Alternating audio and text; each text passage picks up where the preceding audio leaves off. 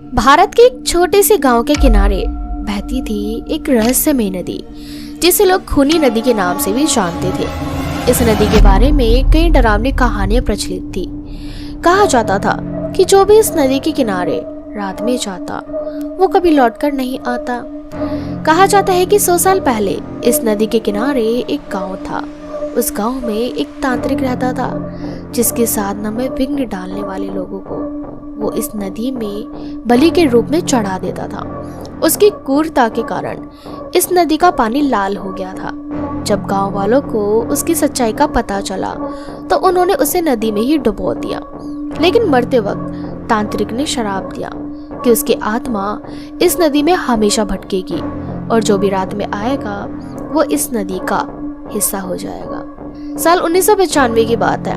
गांव के 2 युवक अर्जुन और मनोज नदी के किनारे रात में गए।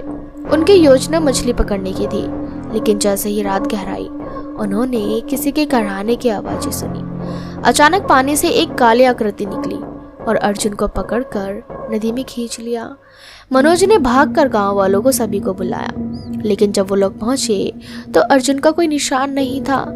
नदी का पानी लाल हो गया था।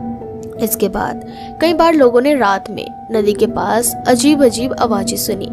कुछ लोगों ने दावा किया कि उन्होंने नदी के किनारे सफेद साड़ी में एक औरत को रोते हुए देखा, जो अचानक पानी में समा जाती थी।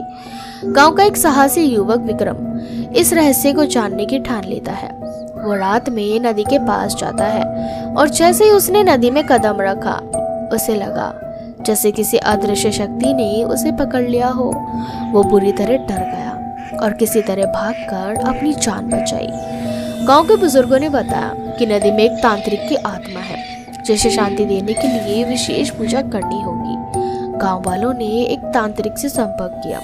तांत्रिक ने बताया कि नदी में तांत्रिक की आत्मा को बांधने के लिए एक विशेष अनुष्ठान करना होगा।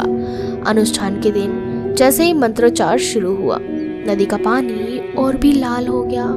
हवा तेज चलने लगी और सिसकियों की आवाजें गूंजने लगी। लेकिन अनुष्ठान पूरा हुआ और अगले दिन नदी का पानी सामान्य हो गया। अनुष्ठान के बाद से नदी के पास कोई अनहोनी नहीं हुई, लेकिन गांव वाले अब भी सूर्यास्त के बाद नदी के पास नहीं जाते। उनका मानना है कि तांत्रिक की आत्मा अब भी वहां भटक रही है। खूनी नदी की यह कहानी डर और रहस्य का अद्भुत संगम है। यह हमें ये सिखाती है कि अधूरी आत्माएं तब तक भटकती रहती है जब तक उन्हें शांति नहीं मिलती। और अगर आप भी कभी ऐसी किसी रहस्यमय जगह जाए तो सतर्क रहे, क्योंकि कौन जाने किस छुपी हुई शक्ति का सामना हो जाए। तो दोस्तों, यही थी खूनी नदी की कहानी। अगर आपने भी खूनी नदी देखी है तो हमें कमेंट सेक्शन में कमेंट करके जरूर बताएं। और साथ ही इसी तरह की हॉरर स्टोरीज के लिए चैनल को सब्सक्राइब करना बिल्कुल भी ना भूलें।